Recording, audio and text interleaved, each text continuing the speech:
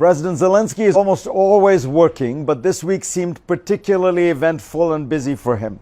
Last Sunday, he announced he was replacing his longtime defense minister, Oleksiy Reznikov. A day later, he was visiting troops in two of his nation's frontline regions. Then on Wednesday, he received Secretary of State Antony Blinken in Kyiv, just 3 weeks after Washington agreed to finally send F-16s to Ukraine. And on Thursday, Zelensky introduced the world to his new defense minister, Rustem Umerov. I sat down with Zelensky on Friday at his presidential offices in Kyiv. Mr. President, pleasure to have you on again. Thank you so much. Everyone is wondering about the counteroffensive. There was a sense that it was slower than expected. Now there is some hope that it is speeding up. Can you give us a sense from your perspective, how is it going? It depends on many directions, on many cases and issues, how to speed up counteroffensive, but remember that we need the result. The result we have to get our land, we have to deoccupy the land, and it's also not about the land, it's about the people, because the frozen war is not the peace. Putin, he wants to take all our country, to destroy all our families, houses, because if he understands why he destroys, he understands that Ukraine will never go away from our land, will never do it. That's why he has to kill us. He wants to do it. That's why when we speak about the counteroffensive, it depends on many cases. Of course, we gave a lot of time for Russians.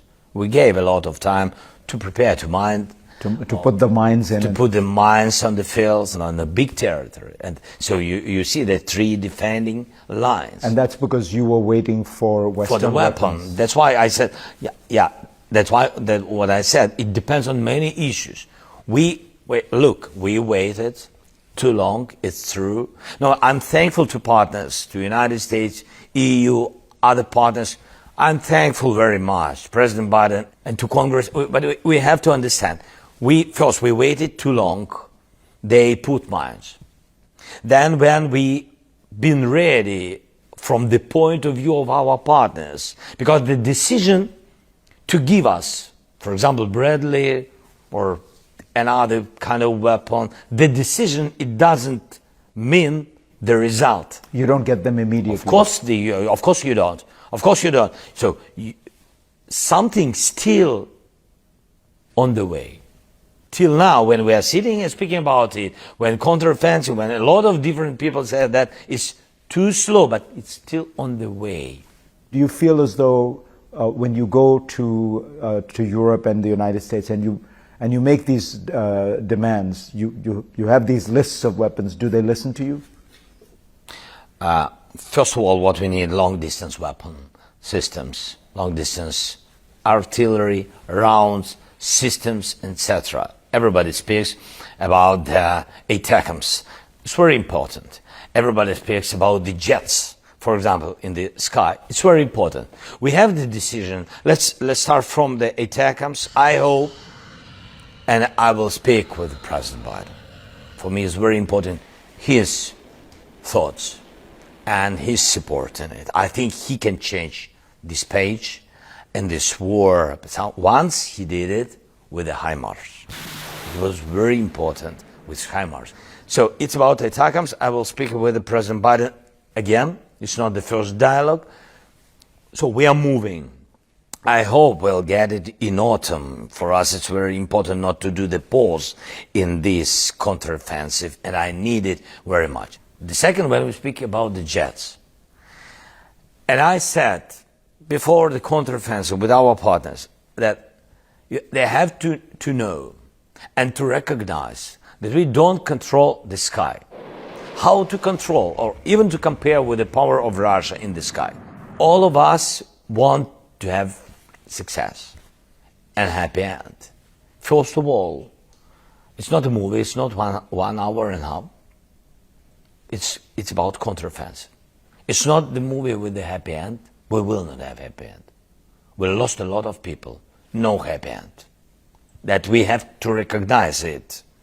A victory, that's only one thing that can bring the occupation of our land. It means not to give possibility for Russia to attack other countries, Baltic, Poland, and then to bring all of us back, you know, by this aggression back to USSR. We don't want. That's only position for this. Victory is not happiness.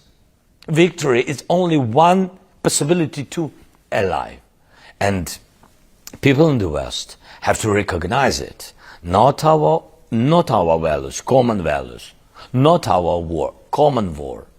We pay the highest price, it's true. And I don't want to repeat these words. Everybody know this word, but they can not only know. People in the West have to feel it. And you can choose. Feel it when your family's under attacks. You really want it? You really want to try it? I can't recommend it. Next on GPS, will Volodymyr Zelensky seek compromise with Putin at the negotiating table? Should he? I'll ask him. There are people who say there has to be some kind of negotiation. We can't go on like this.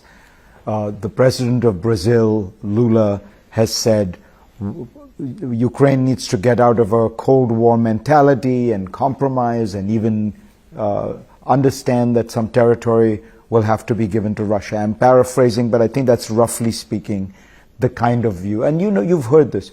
What do you say to people like President Lula? First of all, he has his own position, it's his rights. I'm okay with people are free and they can give their position worldwide, but I think he doesn't understand that the position of Putin not to stop the war, that is the answer. His position to continue. His position to continue the war. His position is to divide the Europe. His position is not to have strong European continent. One prime minister told me, and it's true, and she's one of our friends, she said that, you know, why I'm supporting, my question was, why you support us? And she said, people who understood Putin have to choose only you support Ukraine or you support Russia. There is no other variance, really. There's no space in between. No space between, it's true. The question of the time. The question of the time, when you will recognize it and when you will understand it. It means that if Lula don't support us, he will. If he doesn't support us, he will support Russia. Even he doesn't want. That's why. Lula, maybe he said, I don't know what did he mean, but he said it about that we have to stop the war and we have to find compromise always with the people who are ready to compromise, who are compromistic to other issues. Did you see any compromises from Putin in other issues? Did you see? Did somebody saw? Did somebody see? With Chechnya, with Georgia, with Moldova, he occupied all these countries. He divided all these nations. Do you think Putin is stronger today or weaker after Prigozhin, after everything? I think he is, my thoughts, that is the real face of him. That is the real face. There are the answers. How he see his life, the life of people, how he see what will be tomorrow, how he control. And you will find in this, in one case with Prigozhin, you can find, and even Lula, he can also find for himself, and such partners, they can find all the answers. Just see the way he handled Prigozhin. Yes, that is the answer. How Putin control everything. He control only people's minds, but he doesn't control what's going on in the country. he doesn't control. Then, when he understood that a big part of society supports Prigozhin, what he did, he killed him. But before he killed, he gave him promises. The territory of Belarus, gave him new locations, the Africa issues and businesses, a lot of different things. So he lied to Prigozhin. Yeah. Yes, of course. And that is the answer. When you want to have compromises or dialogue with somebody, you can't do it with a liar. Next on GPS, I asked President Zelensky about why he fired his defense minister and how he plans to weed out corruption in his country.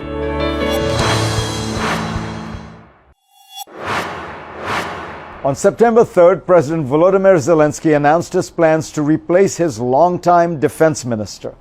The move came amidst ongoing corruption scandals relating to the military. But that's not the only part of the government people point fingers at. In one recent poll, 89% of Ukrainians said that aside from the war, corruption was the country's most serious problem. Further afield, politicians from donor countries like the US have grown concerned that continued financial support will not serve the war effort and instead line the pockets of corrupt officials. More on all that now with President Zelensky. Back at home, you are fighting corruption. You fired the defense minister. You've put a new defense minister in place. This is something, as you know, people in the West worry a lot about. There's a lot of money going to Ukraine. Do you think you have been able to stop this and put in place a system that will stop it? First of all, we have to understand that everything which today belong to justice in Ukraine, justice for today for people is very sensitive. And it's because of the war. Because our fighting for these values, we can't, we can't give possibility to live that way which we lived during some years before and etc. Dozens of years. It doesn't matter now how many years ago it was. It means how it will be after the war and after the victory. Another country, another people, another generation, another way. So that's why. But are you getting to are you able to make the changes to get to that new way? No. I have no another way. Here I don't have alternative, and I don't want.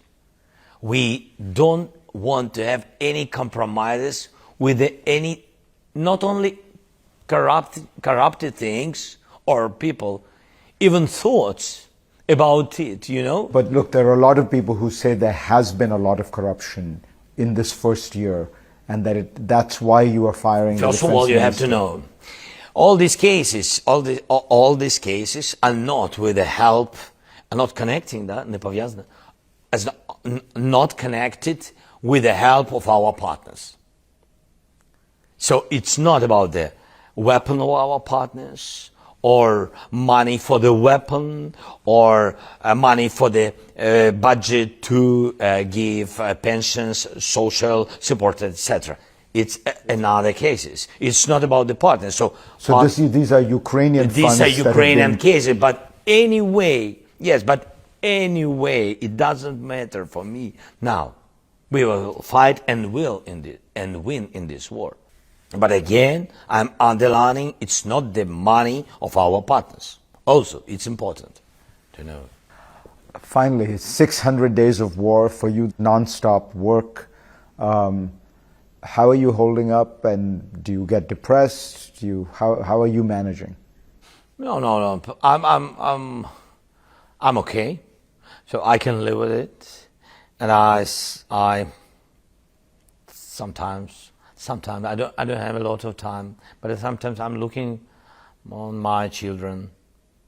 Yes, they are in Ukraine. They are very Ukrainian, and I'm happy that they are here. I mean that this generation will make Ukraine, I think, great, because they are very strong with all the positions, with all the values, with all, you know, they are very free, and I'm so happy. Then like I said, I'm looking to the mirror.